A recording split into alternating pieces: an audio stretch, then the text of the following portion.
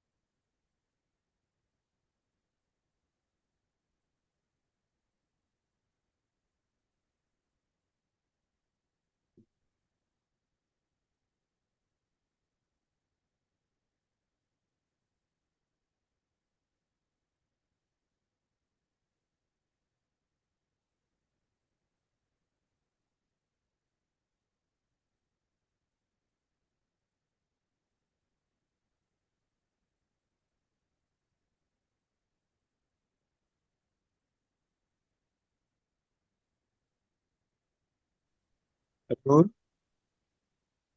Good morning, sir. hello, sir. Good morning.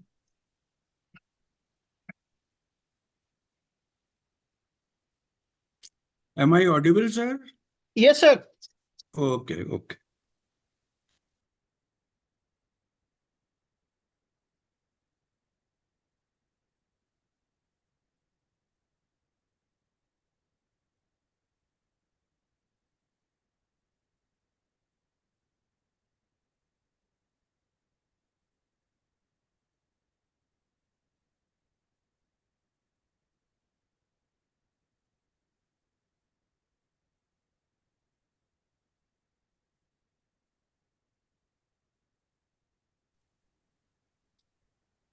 Good morning, Jay. Good morning, sir. How are you? I'm fine, sir. Thank you. Thank you very much. Welcome to the National Association of Pharmacology and Therapeutics. Pleasure. Hilani, sir, Mr. Vij from New Delhi, from JP Publisher, he is the chairman of the JP Publisher Publications, New Delhi. He is also joining us. Good morning, Dr. Khilani. Good morning, sir. Good morning. How are you, sir?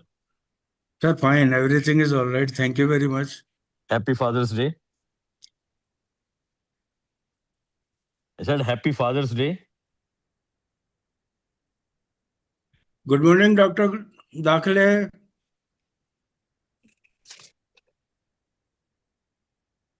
Good morning, Khilnani sir. Mhm.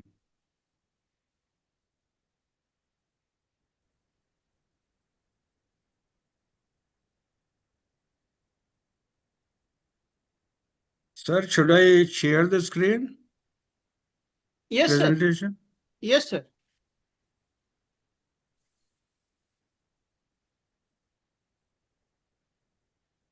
Is it visible now? No, sir. Sir? Screen is not visible, sir. Not. Then it is not shared properly. Okay. और एक बार try कीजिए sir. Yes. It is loading.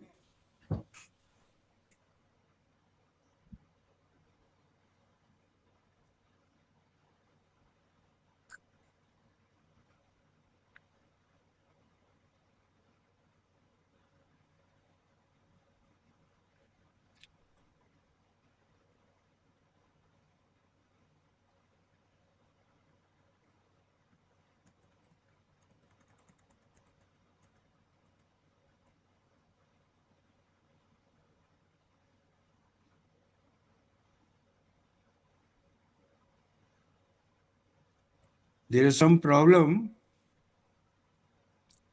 It says link to my presentation as moderator. Where is the link? No, sir. Directly you have to share the screen, sir. I have given you the rights as the co-host, sir. The screen is not visible to you, sir? No, sir. No.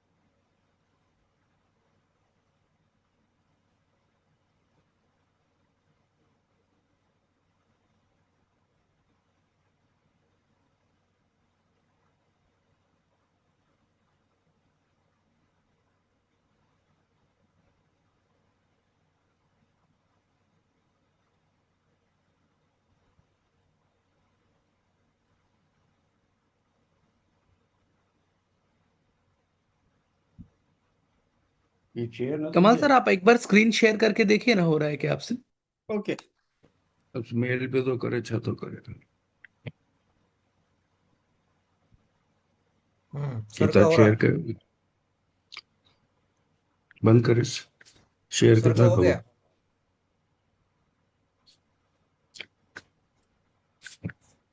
हाँ, आपका आ रहा है अच्छा कमाल sir. It has come? Yes, sir sir. Yes, sir. मेरा Coming. आ sir रहा है मेरे सर, वाले आपका आ रहा है, आ गया आ आ गया गया, सर, आपका आपका वाला भी आ गया। आपका वाला निकालते हैं सर, ये विजिबल हो गया सर? हाँ हो गया हो हो सर, गया हो सर, गया। विजिबल हो गया। हाँ तो शुड वी बिगिन नाउ? आपका वाला भी दो ना मैं should we begin? Yes sir. Sir इसको फुल स्क्रीन कीजिए ना, थोड़ा बड़ा दिखेगा सबको। वो कट फुल आ गया इन्हें जो है वो कट इन्हें में कौन है, इन्हें खुद ही है। राइट कॉर्नर में मिलेगा सर आपको। ऊपर स्लाइड शो का ऑप्शन है, उस पे चले जाइए एक बार। सर आपका वाला जो है वो आपके थ्रू ही होगा, आप प्रेजेंट कर देंगे ना?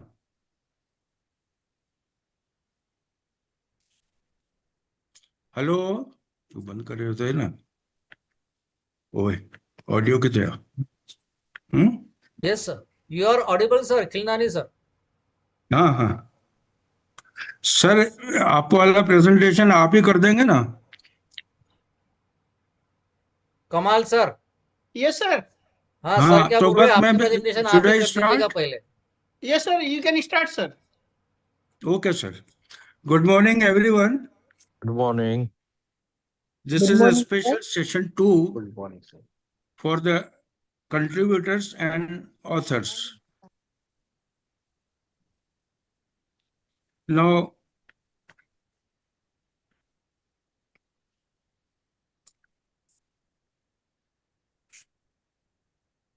let me begin with the session. I welcome our President, Dr. Dakhale.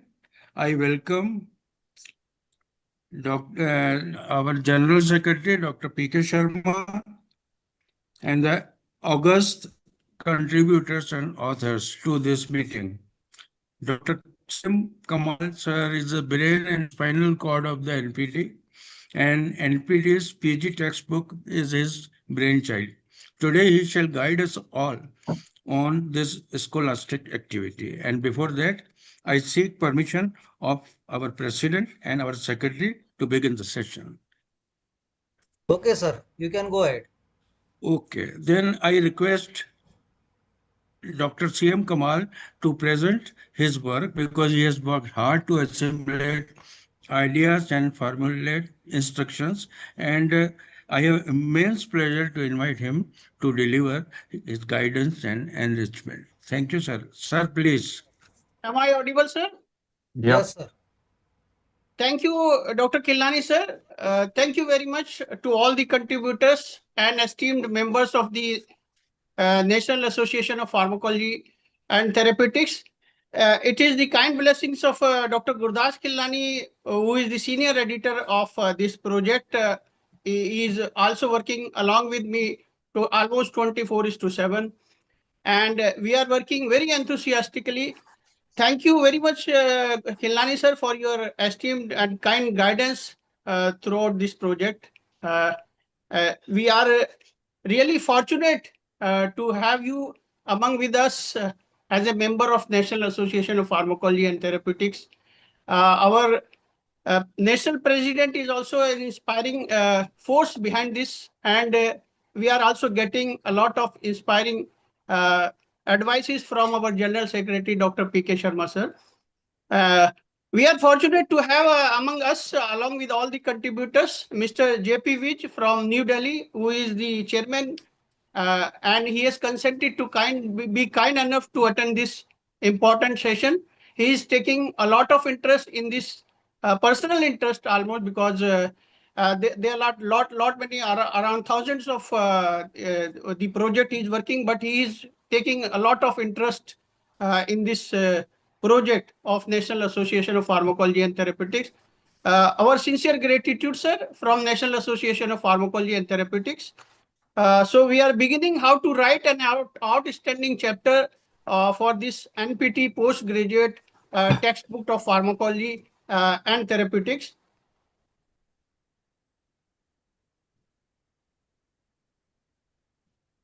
Sir, please share the screen for presentation. Sir, my screen is not being shared. No, there is, I'm not seeing it. You have to present it through at your end, sir. Sir, it is Uh, working, sir. Your screen is visible, sir. Visible, my sir, screen is visible. visible. Okay. Go ahead. So, Khilani sir, my screen is not visible to you. No, sir. So you can have access on YouTube, through YouTube also. Okay, okay. Let me try this way. Okay. Anyway, sir, you can continue. Okay, okay. So, good morning all. As we are starting with this ambitious project, so I would like to say that the great textbook and the history are not written by the individual alone. You will agree with me. They are built by the community of scholars. The scholars that are committed to advancing science, education, and patient care. So the mission and vision behind this historic project of the National Association of Pharmacology and Therapeutics is that as we have seen that traditionally pharmacology education has focused heavily on drug classification, mechanism of action, and factual information. While these remain the fundamental concepts component of the discipline, modern healthcare demand much more. While these contemporary pharmacologists are expected to understand the clinical decision making, evidence-based therapeutics, pharmacovigilance, personalized medicine, drug development, regulatory science, and healthcare policy. So this project of vision of this project is to create a resource that integrate the fundamental sciences of pharmacology and therapeutics with the patient care. We aim to bridge the gap between the theoretical knowledge uh, with the therapeutic practice, ensuring that the readers understand not only how drug works, but how they should be used rationally and effectively in the clinical settings. This project also reflects the collective academic strength of the pharmacology community by bringing various experts from across the country together on a single platform. They all are having their separate area of specialization. So the textbook seeks to capture a broad spectrum of knowledge, experience, and perspective. Another important aspect of this vision is to creation a lasting academic legacy. Scientific knowledge evolves continuously, as we know, and we are evolving this landmark textbook, which will shape the way that discipline are taught and practiced. So through this NPT, through this initiative, hopes to contribute not only to current postgraduate education, but also future development of pharmacology and therapeutics and knowledge of the pharmacology among the clinicians who are the practicing for the betterment and contributing to the healthcare of the nation. So we can see that if we are comparing the traditional pharmacology education, we in the past days it was just related to the remembering of the drug names, related to the classification mechanism, and memorizations. Drugs were not that much in number that we see today. Around hundreds of the drugs are being introduced along the monthly basis now, and it is very difficult to keep the pace with the developing of this pharmacology and therapeutics with the evolving time. So modern integrative pharmacology now has to relate with the pathophysiology, drug targets, therapeutics that is being developed, evidence-based medicine, and ultimately which is related to the patient outcome. So we need to focus understanding application of the pharmacology and therapeutic principles and our ultimate goal, that is the patient outcome. So our target audience, as we have discussed several times, will be mainly the MD pharmacology students, but also the faculty members and teachers will also be benefited through this project through a reliable academic resource, which will enhance the teaching support also. And we are also aiming that clinician will also be able to read the book and to find their clinical decision support and evidence-based therapeutics as a treasurer of the pharmacology and therapeutics, which may help the clinicians to improve patient outcome. So we do not want to keep the textbook only to the target audience of the MD pharmacology student or the faculty members, but it will also be an open resource for the researchers and scholars as well, who are taking a lot of interest in pharmacology and therapeutics. So from science to the patient care, as we know that we have to combine the basic science with the various pharmacological target, and we need to find how these pharmacological targets are helping in finding out the drug actions. Then they are helping us in making the therapeutic decision ultimately, which will ultimately help us in the outcome of the patient. So we need to remember that always in all the times we need to keep a pace of explaining the various fundamental therapeutic principles that should not be explained uh, in uh, in isolation, such as the Dale's phenomena. We can see that how this is being important, playing an important role in understanding how pheochromocytoma is being treated. So before all the contributors can start working on this project of the textbook, they need to prepare a chapter outline. Another important preparatory step is the development of an outline before writing is beginning. Author should identify the major headings, subheadings, the tables, the diagrams, and the key messages that are going to be included. It is a good practice if all the contributors can arrange the various resources and various references, the textbook and the related references. They are taking the help, taking the material in advance while preparing the chapter outline. A well-constructed outline serving as a roadmap and prevent unnecessary later on uh, uh, a systematic efforts can be made through a chapter line outline. You can see that how the chapter line outline is being made. It can begin with the introduction and the physiology and the drug affecting. Then the table can include, we can also decide what we are, various things we are going to include in the chapter: classification, comparison of the various drugs used in the various particular settings. Then we need to arrange diagrams, figures in advance.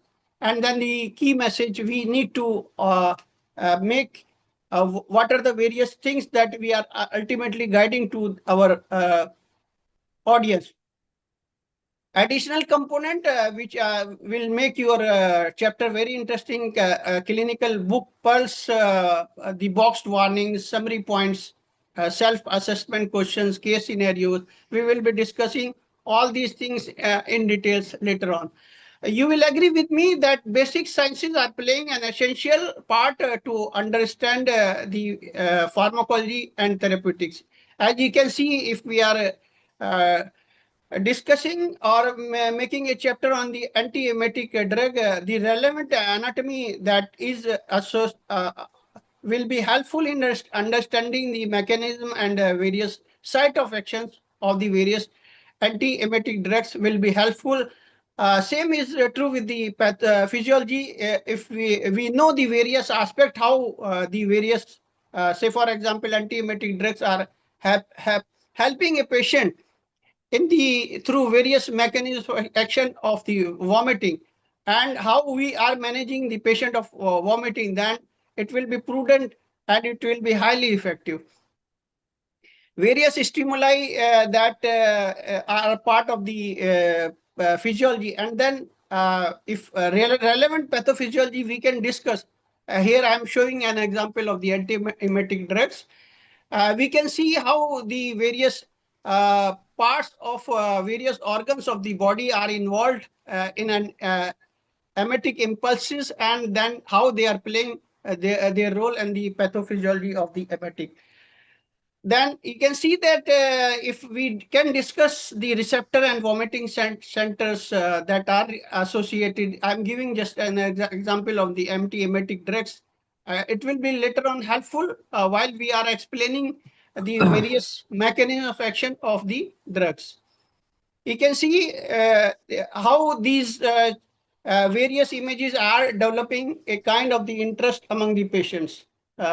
And making the book very interesting, because as such pharmacological texts are considered, and pharmacology is considered a boring subject. We need to make the boring subject a very, very interesting through all the efforts. So from pathophysiology to the various pharmacological target that we are identifying, once the pathophysiology is understood, the focus will shift to the pharmacological targets, how the various receptors, various enzymes, ion channels, and transporters along with the signaling pathway, which are ultimately being used for the pharmacological interventions, making a targeted therapy modulate disease mechanism and improving the outcome. All these factors will be advancing in biomedical sciences, enable the discovery and validation of newer targets for more precise and more effective therapies. Then, of course, we know that classification of the various drugs that we are studying from our student days are helpful in identifying the various classes of the drugs. And then during the use on the patients, we can always correlate what are the various drugs that are being used, and how we are changing from one class to the another class. If one class of the drugs is not working, another class of the drugs may be working with the different kind of the mechanism, or switching over to the therapy that are not working to a kind of the drugs that is working for a particular patient. Because all the patients that we see in the clinical sciences, clinical practice is almost a different kind of the entity. So site of action of the anti-emetic drugs, if we can explain through these kind of the visuals, are making very, very interesting of all the kind of our chapter that we are working on. We can take the resources from the highly reliable resources available throughout the world and are being relied. I'm here quoting the Goodman-Gilman, which is again a treasure of the pharmacological basis of the therapeutics. Can see how the things are schematic representation. They have beautifully explained the deposition of the inhaled drugs, corticosteroids, along with the beta-2 agonist, and how this is making through this diagram. They are beautifully making and arising a lot of interest among the readers. Importance of explaining the clinical relevance is very, very important in pharmacology and therapeutics, and this is one of the defining features of a high quality chapter in is the clinical relevance. Today's reader should never feel that pharmacology is being discussed in isolation, because every mechanism that we are discussing in our chapter should have a clinical implication. Every pharmacological principle should have a therapeutic context, and every drug discussion should eventually answer the question. Can see that this is the Dale's phenomena. We have seen that how we are very much enthusiasm with, we are very rigorously, we are teaching and explaining the Dale's phenomena vasomotor reversal of Dale, but maybe I am under the impression that we are not taking much time to explain how this can be later utilized in the various kind of the how pheochromocytoma is being management of pheochromocytoma is being discussed. So we should also align all the kind of each and every aspect of the pharmacology with the clinical practice. During the project of your writing the chapters, as I always do, I would like to make recommends that we should always be touch in the clinicians. Interactions with our clinician friends is very, very important. And those pharmacologists who are having the interactions with the clinicians, they are ahead of the pace in the time because they are always connected through their friends to the real world insights, what is happening, what are the current prescribing practices, because the clinicians are always, they have to update themselves. So through the interactions of the clinicians, we can increase, we can collaborate with the clinicians and we can increase the valuable insights of the chapters. Through the commonly used drugs, we know that how the changing treatments trends are rapidly changing. So we can always remain updated with the evolving therapeutic approaches and the various emerging therapies. Sometimes clinicians they face a lot of practical challenges, and it is only possible if we are making an interaction with the clinicians. Uh, we can develop a better content and better outcomes if we are keeping very good interaction with the clinicians friends.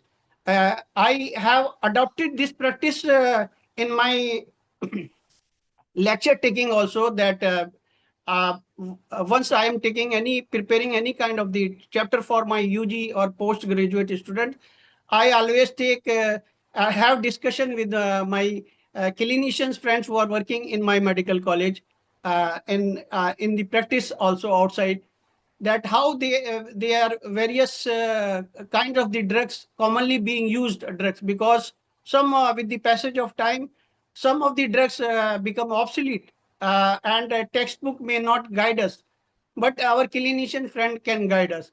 So it is very, very useful practice. I always have been benefited by taking interaction with the clinicians, and believe me that they take a lot of interest in guiding you and making you update with the current prescribing practice and the changing treatment trends that are happening. So you need to get revise your content with the colleagues, clinician, and the residents before you are submitting your chapter. It is the recommendations from the editors, and we will make a look on what are the various common writing pitfalls that we need to avoid during writing a chapter.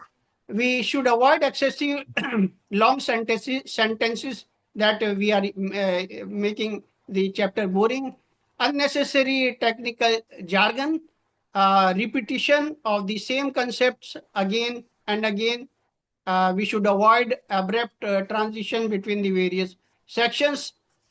We should overlay descriptive content without any interpretation.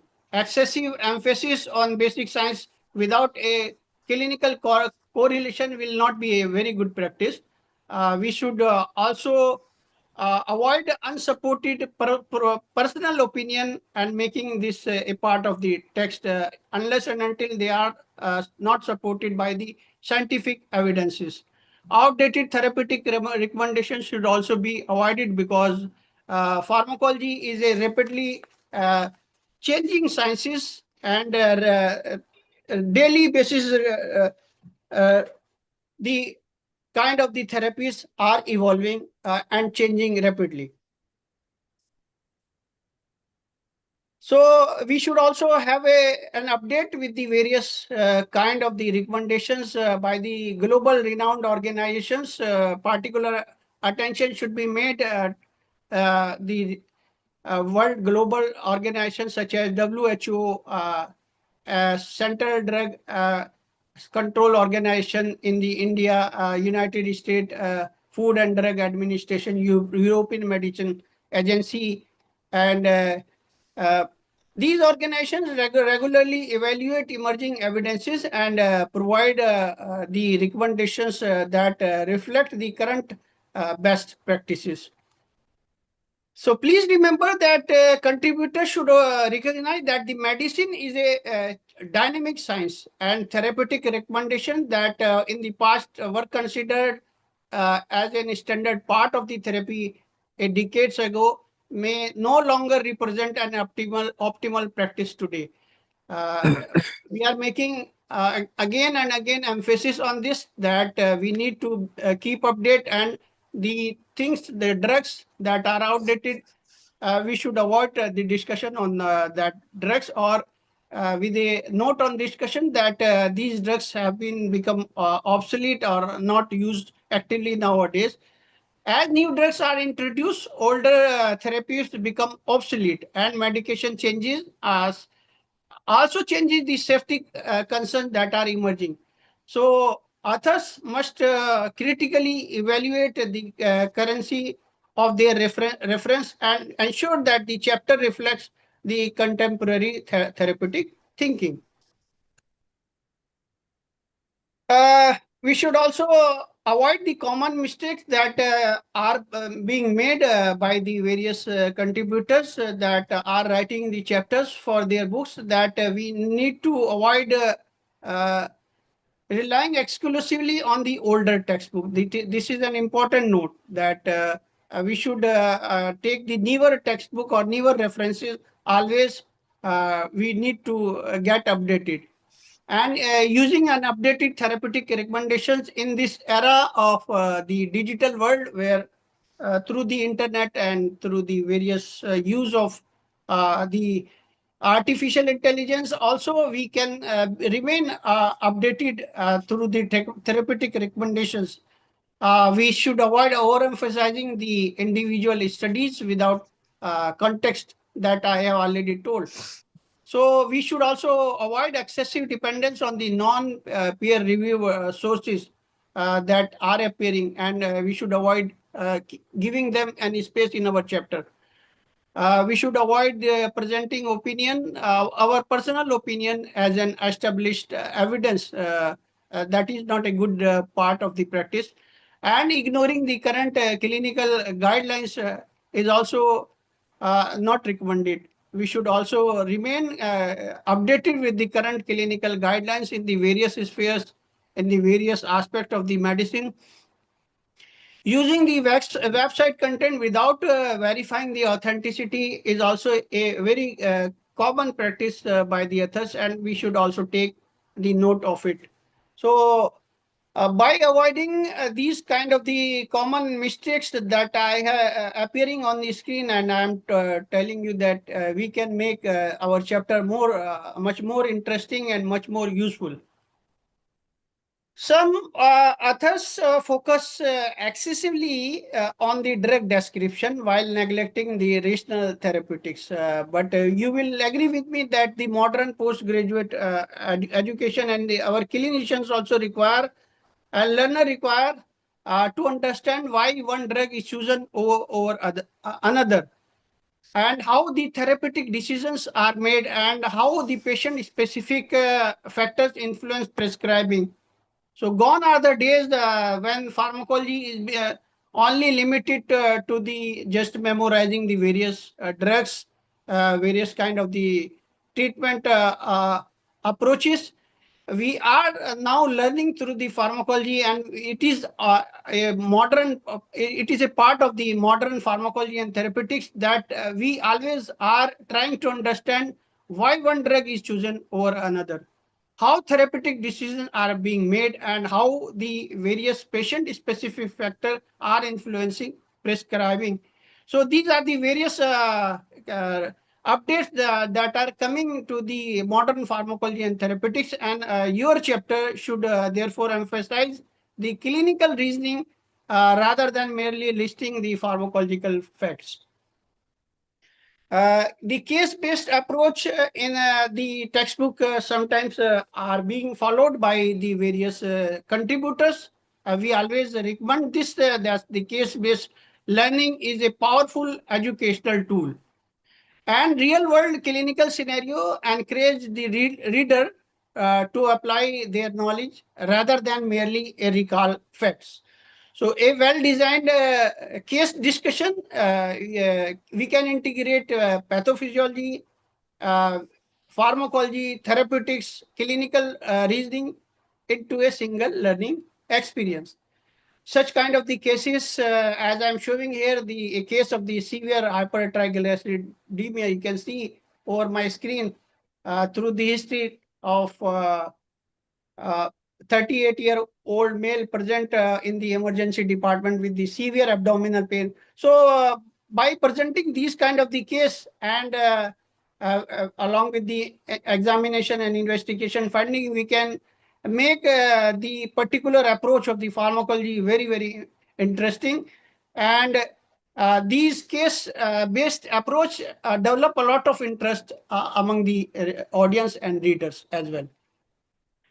Sometimes in the textbook, we find that history is also being discussed, and a beginner or a undergraduate or postgraduate student or a learner takes a lot of interest what has happened in the history, because history tells us a lot about what are the various decisions we need to make for the various future updates. So by learning through history, sometimes become very, very interesting, and it generates a lot of interest in the reader itself. I'm taking here an example of the William Withering, who has worked on the Foxglove or Digitalis extensively, and it is the William Withering study on the various more than 150 patients.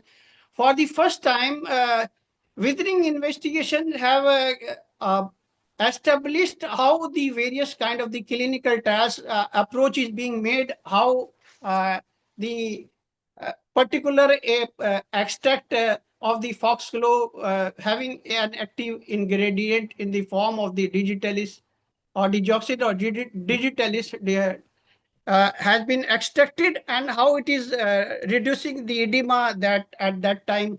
And when we are taking an example of these discovery of these kind of before we are starting a chapter, say for example in congestive heart failure, so it will arouse a lot of interest among the readers. And if it is supported by the visuals as I'm presenting over here, it makes the topic very, very interesting, and a learner can take a lot of interest in reading and making the congestive heart failure. Then there are some strategies, and while working on these strategies, we can enhance the academic value of our chapter. Like clinical pulse, we can highlight important practical sessions and therapeutic insights.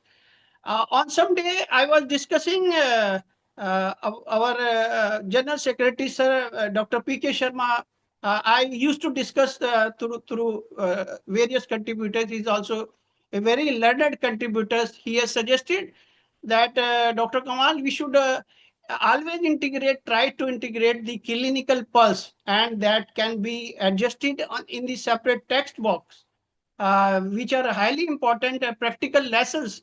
Sometimes these practical lessons may lost in the various exhaustive text of the textbooks. So we should always make, and we can use these kind of the strategies to make our chapter very, very interesting. Case-based learning, I have already discussed. I will not go into the details, but through making the comparative drug tables, we can make our chapter very, very important. And it is very, very easy now. If we want to make a comparative tables through the artificial intelligence, we can quickly develop various kind of the comparative tables. I used to make various comparative tables through the use of the artificial intelligence, which I'm using actively. Treatment algorithm demonstrate evidence-based decision-making pathways, which are a very useful strategy for making a chapter interesting. Then practical prescribing guidance, recent advances we can work, and we can also mention controversies and the clinical dilemma. We encourage clinical thinking and making an informed decision through these strategies. If we are making a special note of the drugs that are being used, say for example, in elderly or in pediatric patients, it can also make a lot of interest and make our chapter, our topic very, very interesting. Classification of the drugs, I have already discussed. We are making through the classifications our chapter. Then this is a diagram. You can see I am giving an example how renin, angiotensin, aldosterone system regulating the blood pressure. We are explaining through the help of the cardiac remodeling and reverse remodeling. If we are explaining in the beginning of the chapter of the heart failure, then it will arouse a lot of interest.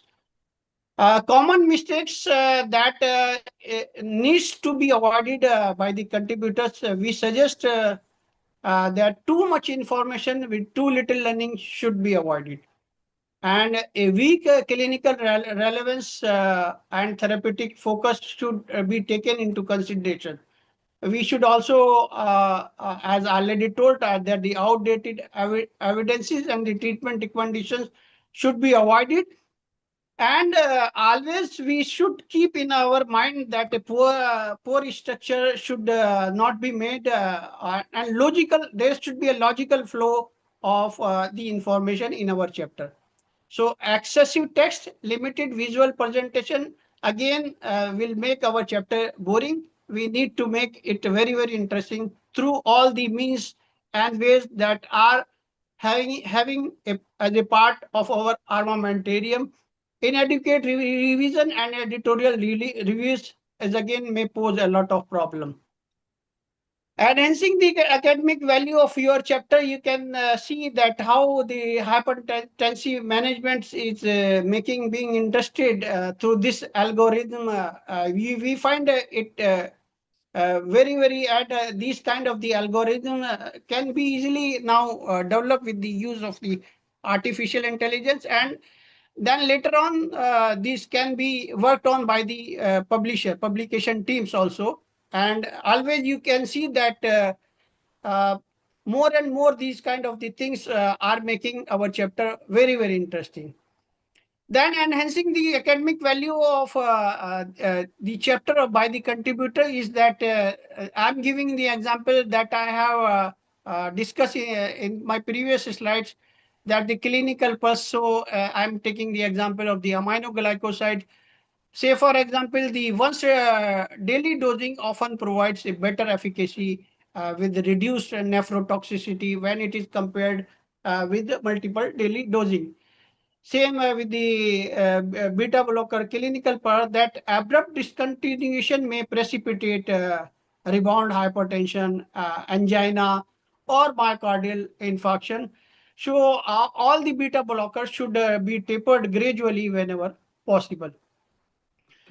Uh, Therapeutic controversy should always be discussing, and there should be, we discuss that what are the various arguments for the therapeutic controversy. I'm taking an example of the aspirin use. The therapeutic controversy is that whether aspirin should be routinely prescribed for primary prevention of the cardiovascular disease. So there are the arguments for it. There are the arguments against it. You can see over my slides over here. Then in current perspective, the routine use for adults is no longer recommended. Keeping in view the arguments for and arguments against of the use of the aspirin in patients. So therapy should be individualized based on the cardiovascular and bleeding risk of the patient. So this is the clinical message that we can discuss in our chapter, that the decision to use aspirin in primary prevention should be an individualized decision, which must be weighed the potential benefits against the risk. So, as one size does not fit all, personalized medicine nowadays is the key to success. Practical clinical questions routinely being encountered, such as I'm giving an example over here, which antihypertensive drug should be preferred in a patient with diabetes or microalbuminuria. So, evidence-based answer, ACE inhibitor or angiotensin receptor blocker. We can see why we can give the answer, and then again the clinical pulse, whether in diabetic patient with the albuminuria, the goal is not only to blood pressure control but also preservation of the kidney function. So these are the very practical clinical questions that are frequently encountered by the patient in the clinical setting. If we will always discuss these kind of the things in our book, it will again make our chapter very, very interesting and our approach very, very interesting. Also, we need to use a different kind of the visual tools as it would be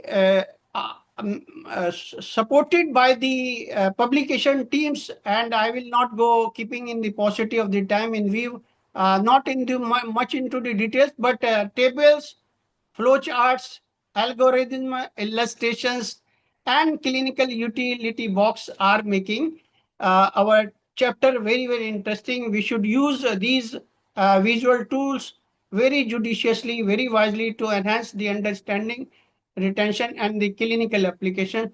I'm giving an example how the standard texts are taking. You can see over here beautifully the step-up approach Davidson has taken. These kind of the diagrams or the visuals they can be redrawn by the use of the artificial intelligence in order to avoid any kind of the copyright issues. These can be redrawn and they can be discussed with the publishers when you are incorporating them in your chapter. Recent advances and emerging therapies are reflecting current and evolving medicine practice. They are promoting evidence therapeutic decision making and introducing future direction in the patient care. They encourages lifelong learning and academic curiosity, bridging the textbook knowledge with the modern. You can see how the various kind of the new drugs and the drugs group under the investigation for the use in angina, it is beautifully given in the Kaizen 16th edition. Harrison is always to be updated regularly, and it is one of the best treasurer of the treatment guidelines.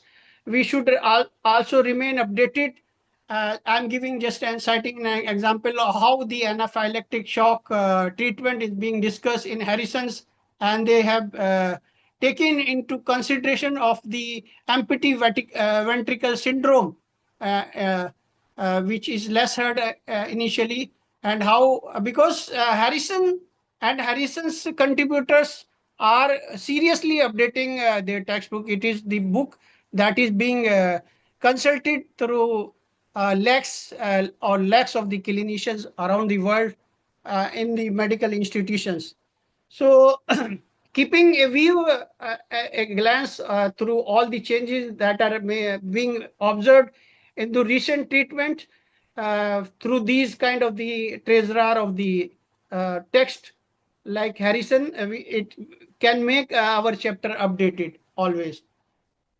Practical tip is write every chapter as if you are teaching an intelligent postgraduate student, your own faculty member, you're guiding a fellow teacher, assisting a clinician, and inspiring a future pharmacologist at the same time.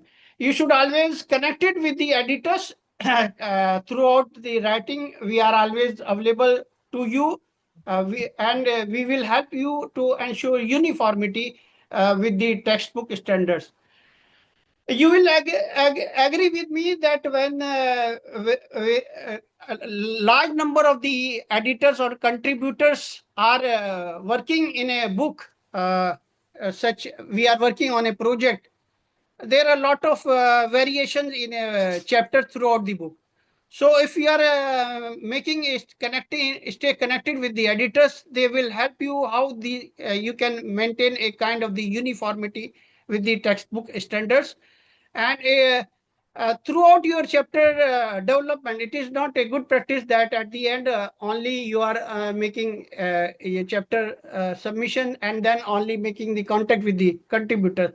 We are always available, reachable to you, and responsible use of the artificial intelligence as it is evolving is an important part now in textbook writing. We can use artificial intelligence for the literature search, for content organization. We can generate initial outlines and the chapter framework. We can improve language, grammar, and readability very easily by the use of the artificial intelligence. It is now very easy to create tables, flowcharts, and summary points. I would like to recommend that because keeping in view of the various restrictions by full use of the artificial intelligence, if you can spend some money on the purchase version of the artificial intelligence that you are using, it is a very good investment. You will not be in loss. So try to use the purchase version and full version of the artificial intelligence, whichever platform you are using.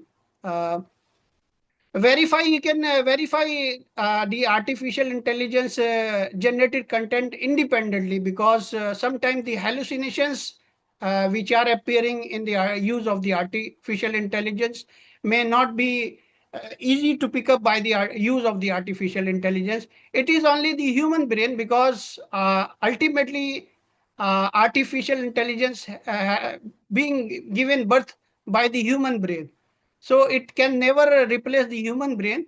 So to maintain originality, accuracy, and academic integrity, the responsible use of the artificial intelligence can be recommended. But we should never use artificial intelligence, as I always already told, as a substitute to our expertise. So author remains fully responsible for their final contents. Please remember that artificial intelligence may support your work, but you are the owner of the scholarship of your chapter. So do not think that the editors are reviewers who will evaluate your work at the end. Think them as an academic partner who can help transform a good chapter into an outstanding one. So communication with the editors is very, very important. This is a common challenge with the multi-author textbook, that variability may appear chapter to chapter. And to reduce the variability, to keep the pace, if you are making communication with the editors, you can be able to develop a very good chapter. These are the benefits of the uniform structure in a textbook that are appearing on this screen, that can enhance readability. It may improve learning. It may promote clinical integration, facilitates revision, maintains the textbook consistency. So we need to make a uniform structure throughout the textbook of this upcoming project. As an editors, we expect that editorial revision process from draft to final chapter may take several rounds of the revision. Sometimes it may not be possible.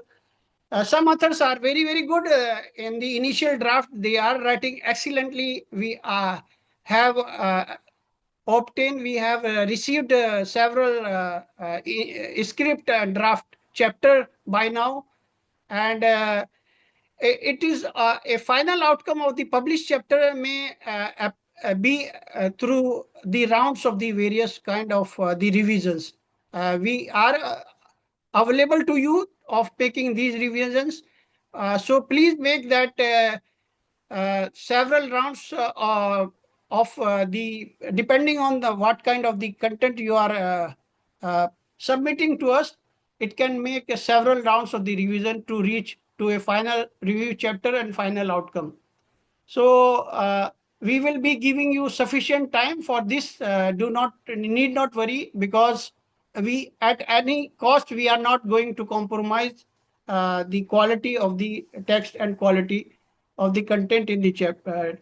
Reference textbook that are appearing here on the screen, you can always text the help of with the recent available editions in the market. You can take the help of the library, because purchasing of so many textbook may not be feasible. So library is a very good access. I used to go to library for making reference textbook. And this is a piece of advice from editors to all the contributors, that we should focus on pharmacology. We are not writing a chapter for the medicine textbook. So avoid overemphasis on the medicine. We have received, Dr. Khilnani sir will be able to tell you more after me, how we have received chapters that are making an overemphasis, and contributors are trying to make this textbook to a medicine textbook. That should be avoided.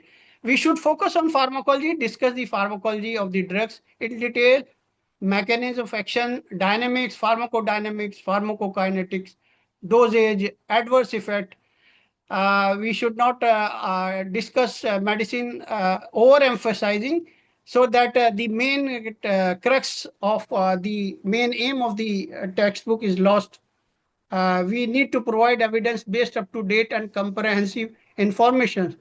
So our strength lies in the strong pharmacological foundation that is linked with the rational therapeutics, and we need to make a right balance of all these pharmacology along with the therapeutics. So let us work together to create a comprehensive, balanced, and authoritative textbook that truly serves as a gold standard reference for all readers, strengthens the discipline for generations to come. Thank you very much for your kind attention and listening to me carefully. Thank you. Thank you again. Dr. Khilnani, sir, we can take the questions Sir. from the contributors. Sir, thank you very much for such a nice session. And I am sure that everybody must have realized that how hard work you have done. It was an insightful and instructionally designed presentation for all of us to get benefited. Now the session is open for discussion. Am I audible, sir? Yes, sir, you are audible. One by one. Any questions which are coming up? Good morning, sir. Yes, yes. Yes, I'm Dr. Nusrat Nabi, Associate Professor of Pharmacology in Hamdard Institute of Medical Sciences. And I just wanted to share my viewpoint, like it's already been discussed by Kamal sir, कि therapeutic discussions and clinical reasoning should be included. So I was wondering, and also in the chat, I saw that, someone has already put it up, that if the standard treatment guidelines for some major diseases like hypertension or diabetes could be included at the end of the chapter very precisely in the algorithm form, it would really help. Because in Indian clinical setup, we completely lack standard treatment guidelines except for the antibiotic use. तो हमारे यहाँ है ही नहीं. When we go for prescription audits, so we really do not know what is the reference. How do we audit? Somebody is following the American Heart Association, somebody is following the European Association, somebody is following the Indian Academy of Pediatrics. So there is a great lacuna for having Indian national standard treatment guidelines. So I was really wondering if this book could provide that. Yes, of course. This is a part of the therapeutics, and we have never told initially that we are only writing a book on the pharmacology. You have seen in the title also that pharmacology and therapeutics. So as it is a part of the therapeutics, it is always welcome if you are also mentioning the guidelines or these kind of the guidelines which are making a lot of decision making later on in therapeutics and prescription audit also. Yes, sir.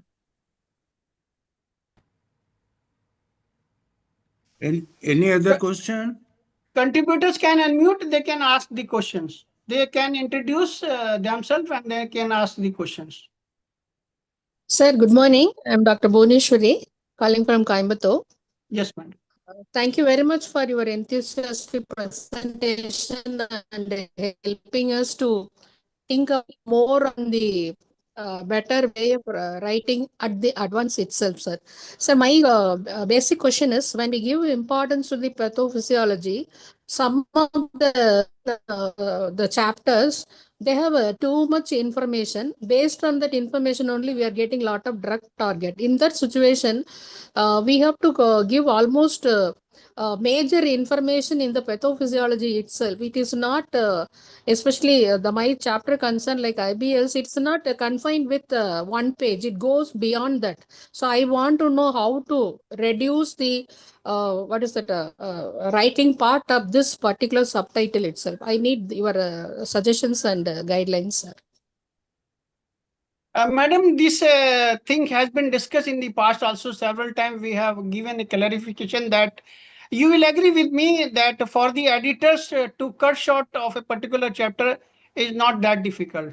While generating the information for that chapter is much more challenging for both the editors. So if you are thinking that your chapter is increasing the word capacity in that, you can continue with that. And that's why we have told in the presentation also that while you are working on your chapter, you can always stay connected with the editors and they can guide you the various things that you need to keep. But of course, if your chapter word count is increasing, you need not to worry because during the revision process, as I have already told, that there might be several rounds of the revision before we are reaching to a final chapter. It is not likelihood that at the end of the chapter you are submitting to us and your work is finished. Maybe your work keep on with the several rounds of the revision. Of course, we will be giving you plenty times for this. And later on, before reaching to a final chapter, we can always be remain available to guide you through these kind of the decisions. I hope I have clarified your query. Okay, thank you. Thank you very much, sir. Good morning, sir. Good morning, sir. I'm Sabir Rahman from West Bengal. I have sent my chapter FDC to you, and it was not accepted. But I am not. I am in dilemma. I am confused. What the things extra I need to add, or what the things I need to delete from that information, because this chapter is much more informative. Yeah, Time Dr. tight. Sabir, we have received your chapter, and as probably you have, that's why we have organized this master class for making awareness among the contributors that how much efforts they need to make for writing a chapter. Probably you will agree with me that the kind of the work that you have done may be not up to our expectations. So we will give you opportunity to work it on again. You need to work keeping in view that guidelines we have provided today, and you can submit it again. And we are conveying best wishes that you and a confidence that you will be able to develop a very good chapter that may be taken as a national standard. You will agree with me by yourself that the chapter that you have submitted is not up to the mark. You need to work continuously on this to reach a final chapter. So we are eagerly waiting for your again submitting a good chapter with the all kind of the support from the contributors. Thank you. Any other question?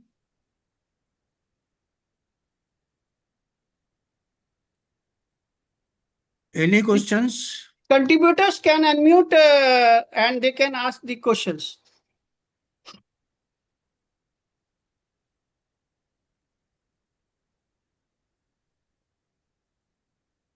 Sir, It I'm appears there are no Nalini questions Karikar. more. Somebody is asking question. Yes. Yes. Sir, I'm Dr. Mrunalini Karikar, and I wanted to know about the plagiarism, the percentage that is allowed. Usually it is 10 to 20%. But what happens, especially with pharmacology, when we write the drug's name, the definitions, the pharmacokinetics, the ADRs, so it is all considered in plagiarism, and the percentage of plagiarism automatically increases. So, how to address this?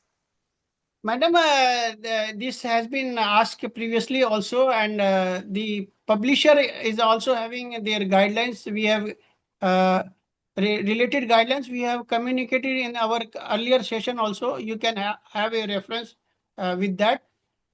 Particular part percentage of the plagiarism is allowed, but if it is increasing with that, and to encounter that excessive plagiarism, you can take the help of the purchase version of the artificial intelligence, and you can always describe the things in your own language. Then it will overpass the uh, claim of the plagiarism in your chapter.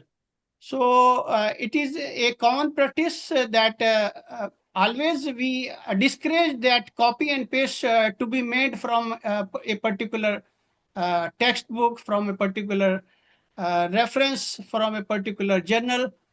If you are able to describe the things in your own language, or you can take the help of the artificial intelligence, we feel that we need to organize a particular separate session of the use of the artificial intelligence with the use of intelligence. Then we can address all these kinds of the things. You will agree with me that initial days we are struggling so much for correction of the grammar, spellings, and so. But it is now. You will agree with me with the use of the artificial intelligence. It is very easy now.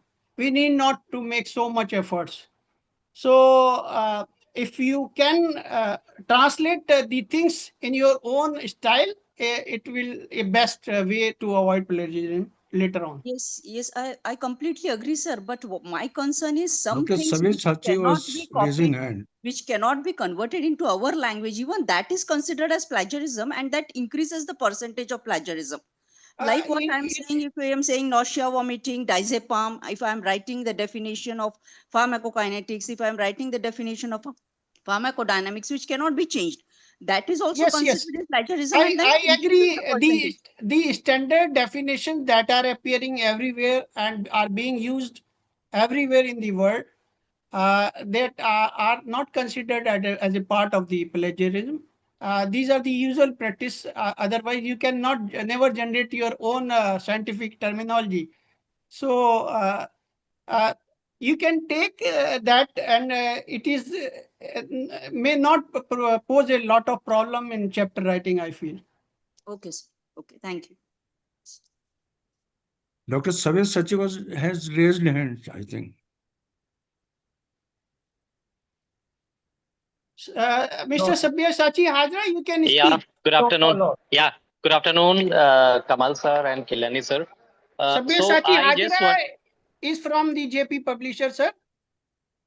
He's yeah, I'm from JP Publishers. So right now I'm in a hospital, so maybe I joined a bit late. But anyway, I want to explain few basic things for the contributors in publishing perspective, which are very important. Also, I also answer the plagia related question asked by somebody. So first, I want to mention, I have a suggestion for the, I mean, editorial board rather, that nowadays, sir, for the fourth paper, all recent advances is it, I mean, it is all about fourth paper. So uh, if you can incorporate recent advances chapter wise, it will be very much beneficial, because nowadays students also, PG students also come back to us and ask for a separate book on recent advances to cater the to fourth paper. So why not if we incorporate the recent advances portion through a box or maybe color highlighted chart chapter wise, it will be very much beneficial for the students. This is my number one suggestion. Second, in point of publishing perspective, in technicality wise, I have few suggestions. Whenever the contributor should submit the manuscript, they should submit the manuscript in a simple MS Word format. You don't have to format anything. Just follow the basic. Uh, Number two, whenever you will be providing us the manuscript, it will be in a uniformity should be maintained across. So my suggestion to the editorial board, if we can send everybody one sample chapter along with the invitation mail, it will be very much beneficial for everybody.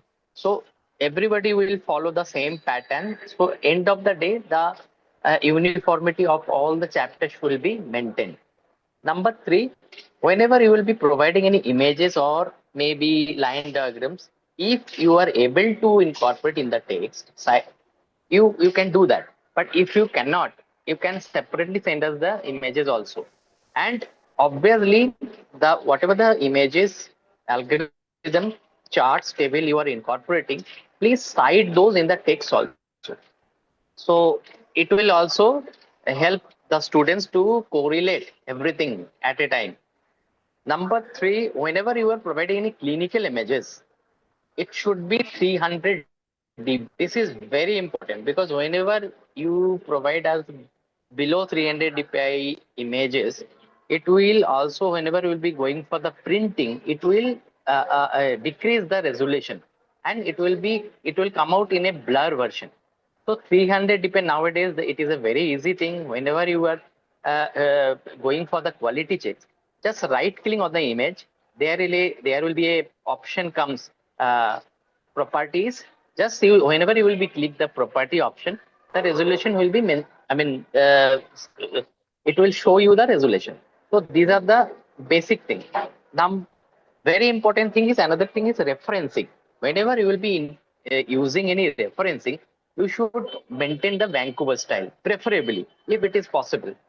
If it is not possible for citation, then you can go for the further readings. Just mention it further readings, but preferably it should be maintained like the journal criterias like Vancouver style.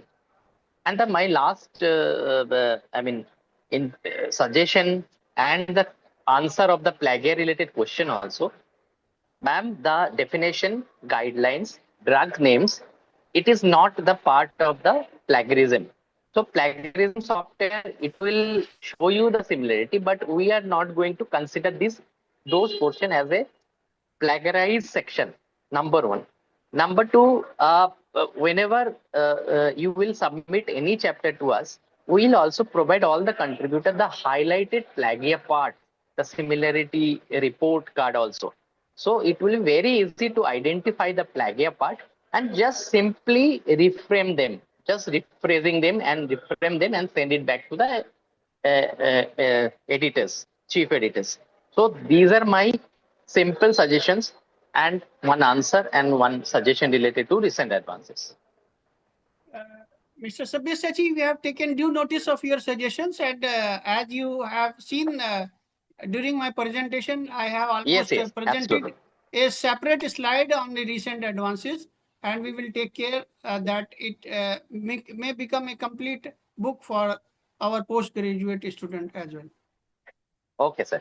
And we will also, from our team, we will also send you a publishing guidance as a formality, so that whenever you will be communicating or in the group also, you can just send a simple message in a tabulated format, a simple manuscript guidelines we can also share in the group also. You have a WhatsApp group also, so we can also share. So it will be very helpful for the contributors also, those who have not, maybe not joined. Thank you, Dr. So that's it, bro. Sabyasachi. Yeah. It was quite good Thank you, sir. information. And please send us the format, particularly publishing guide, which can be circulated among the group. Okay. Thank you. Okay. Thank you so much, sir. Thank you. Anyone else, please?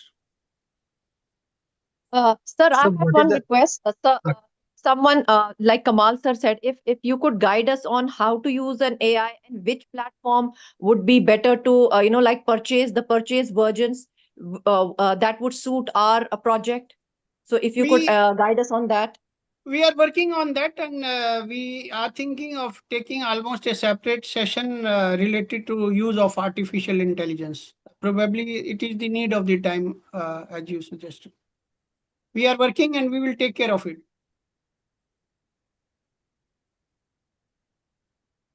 Anyone else, please, sir? I Do we feel have time, sir? Sabya Sachi sir, if Vij sir is present, he can also make comment. Vij sir, are you there? Yes, I'm very much there. So Yes, sir. I You can heard, make the comment. Yes, please. yeah, I heard everything. I mean, it looks wonderful. My only concern is the timeline, because as you mentioned that the manuscript will have the several round of discussion. So I don't know what is the deadline to submit the script and what is the deadline to release the book. We have Because increased I'm the sorry. deadlines of submitting As the you know, chapter. pharmacology is such a subject. I mean, it changes very fast. So that you have to take care. The Yes. timeline is very important. Khilnani sir, Vij sir is afraid of that while we are developing a final chapter, maybe the guidelines are not changed again because Sir, I pharmacology think is a we have already stated 100 days for first version. Thereafter, we can reduce the time. The first we have version given we have already 100 days given them. to our contributors. Initially, it was 45 days, but we have increased to 100 days.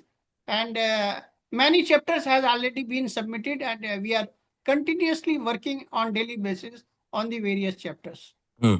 But I feel you must be little bit satisfied with our efforts because you are personally taking a lot of interest, a lot of energy you are putting personally while you are having a lot many projects in your hand. We are fully aware that this is very, very important. But with today's presentation and our efforts might be satisfying that we are going in a right direction, probably. I think we have to fix some deadline to release the book maybe on in the next conference, that in 27th, end of 27th, maybe December 27th, so that we should release the book over there. So we should have some goal in front of us. Yes, yes, we will take care of that. We Yeah. have make a note on that. But since we are having a little bit time in our hand, we are continuously, and in Ludhiana also, we have invited all the contributors. Maybe we are planning to have a group session photograph also, a Sure. special during the dinner. And we are now meeting online. We will be able to meet face to face with all the contributors in Ludhiana. Sure, certainly. Thank you. Dhakle sir, you can make the final comments on today's presentation. Our nation president, Dr. Ganesh Dhakle sir. Thank you, Kamal sir and Khilnani sir, for your nice presentation and nice guidance to all the contributors. And I hope that most of the contributors might have started already. Somebody may be on the end of the version of the chapter. But if somebody is lacking behind, they can go ahead with writing the chapter as early as possible, as Mr. Vij sir, as well as Sabyasachi Hazara sir, and all the Kamal sir and Khilnani sir was talking about, that we have to finish all the chapters up to the record time. Once it is completed, it will be edited by both the editors, and then it will go to the JP brothers. So it will take the time. And as mentioned by Kamal sir, today sir has presented very good PPTs, how to go ahead with each and every chapter. He has given explanation with the help of one of the chapter on GIT as well as antiemetic drugs. So we can take help of that and we can go ahead. At the same time, if you are having any issues, you can contact to either to the Kamal sir as well as Khilnani sir at any time, and we can go ahead. So with this, thanks to Dr. Kamal sir, Khilnani sir, as well as V sir for their active support and presentation. Thank you all. Sure. Thank you. Take care. Sir, Dr. Sharma would like to speak something? Sharma sir, if you are online, you can say few words. Our General Secretary, sir. I think sir is not there, sir. I feel sir he has gone for attending an important meeting. He has told me Yes. already. Ah. So we can conclude the session. Yes, yes, we can now conclude. And concluding this session, I extend my sincere gratitude to all the contributors who have joined this landmark academic initiative. The NPT PG textbook of pharmacology and therapeutics is not merely a publication project, but a national academic endeavor aimed at advancing the discipline and creating a lasting resource for future generations. The success of this book will be reflected in the students it educates, the teachers it supports, the researchers it inspires, and the clinician it assists in improving patient care ultimately. By combining our collective expertise and commitment to excellence, we have the opportunity to develop a scientifically rigorous, clinically relevant, and educationally valuable reference work. Our vision is to create a textbook that stands pari passu with most respected international texts available while addressing the realities and needs of the contemporary healthcare of our country. Achieving this goal requires excellence in scholarship and writing based on evidence and clinical evidence. I express my heartfelt appreciation to Dr. Ganesh Dakhale, National President, for his visionary leadership and constant encouragement, and to Dr. P.K. Sharma, General Secretary NPT, for his invaluable guidance and unwavering support throughout this project, which is in force. We also thank all contributors. Actually, I must thank wholeheartedly to them. They are doing very well, albeit some bits are there which can be counted upon. Reviewers, advisors, editors, publishing partners, JP Brothers, New Delhi, who are helping transform this vision into reality. Together, we are creating a resource that will educate, inspire, and strengthen the future of pharmacology and therapeutics in India and across. Let us work together to build a textbook that future generation will proudly learn from, teach from, and rely upon. So, I think my message, I will not speak much, but my message in one line is inscribe what pages would describe in examination and prescribe in clinical practice. And the best wishes to all the contributors and authors and supportive staff, and thank you very much.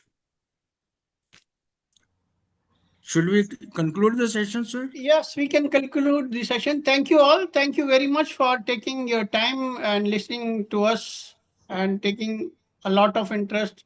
We are quite confident through this project we will be able to make pharmacology and therapeutics on newer horizons of success in the country and across the globe. Thank you all.